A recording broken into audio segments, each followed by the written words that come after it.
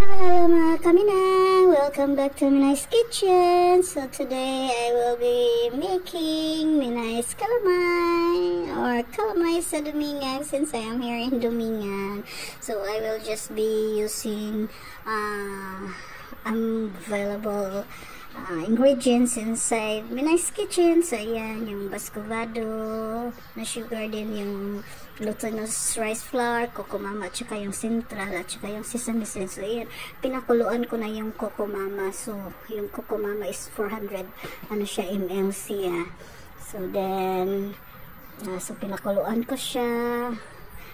Then yung so yung glutinous rice, so tinunaw ko na siya. So since walang second na ng gata kasi coco mama nga ginamit ko, so tubig lang yung sinusok ko sa glutinous flour. Tapos ayan pa, when yung coco mama ay nagboil na, so hinalo ko na siya. Then nilagyan ko yan ng yung central, nilagyan yung green na yan na nakita ninyo yan, at saka yung konting asin. So yung green is yung balat ng kalamansi, para amoy kalamansi naman siya.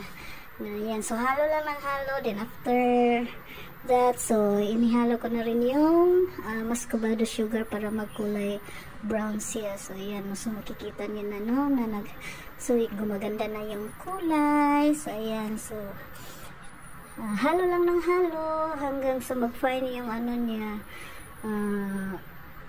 mag-fine yung texture niya. So ayan, so nagbo-boil na siya, no?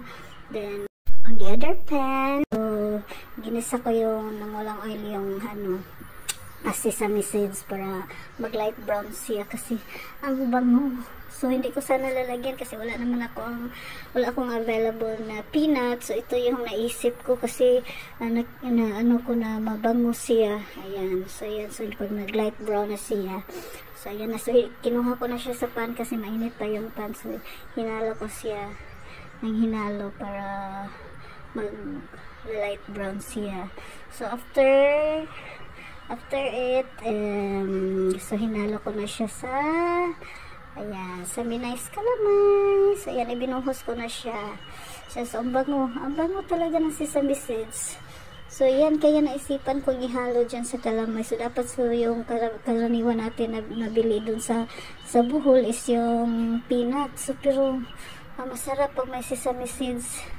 Pagkain mo parang mayroong mayroong crispy na maliliit.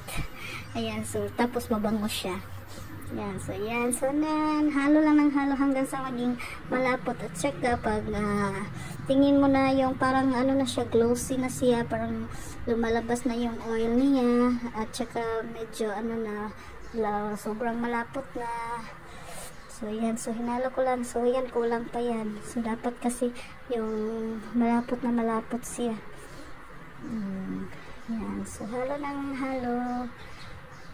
So pag pag shiny na talaga siya, ayan, so makita niyo, di ba, lumalabas na yung niya, yung glossy texture niya. At saka ayan, halong-halo na. So lang, isang cup lang yan ng glutinous rice flour ang ginamit ko, isang cup lang, at saka yung isang pack ng 400 ml na coco mama. So tansya lang rin kasi mahilig ako sa tansya. So yan lang, kung lang yung maisip ko. Ayan, diba, so glossy na siya na. Parang masarap ng tikman, masarap nang ipalaman sa sandwich. Yan, so tapos pinalaman ko rin yan siya pa yung hindi pa siya nalagyan ng sesame seeds. Pinalaman ko din yan sa palitaw kasi nagluluto rin ako ng palitaw kasi wala akong nabili ng bread kasi malakas ang ulan. So palitaw na lang yung niluto ko. So yung pinaris ko dito sa calamay. So doon ko naisipan na lagyan ng sesame seeds kasi yung palitaw ko nilagyan ko ng sesame seeds. At ang bango talaga ng sesame seeds, no? Yan. So after that, so yung glossy na. So yan. So luto na yan. Konti na lang. So malapot na siya, malapot na. Yan. So, it's my first time to cook this calamay. first time ko. At saka wala nang measure, yung tansya-tansya lang talaga. Tansya-tansya lang yung ginawa ko. Ayan na. So, diba? Oh, see? Oh, ayan. Para na siyang para siyang gulaman. So, that's it. Oh, ayan. Oh, sarap na. Pwede nang ipalaman. So, ayan. So, at saka bumili ako ng sandwich. Para, mapalaman ko talaga siya. Tapos, ang niya, amoy kalamay. Mabango kasi may sesame seeds. So, ayan, oh. So, that's it. Ayan. So, sarap, diba? So, hindi na kailangan bumili ako doon sa buhok. So, hindi na kailangan bumili pa ako doon sa Bohol o mag-order. So, pag nag-crave ka ng kalamay, so ito na, magluto ka na lang. Thank you guys for watching!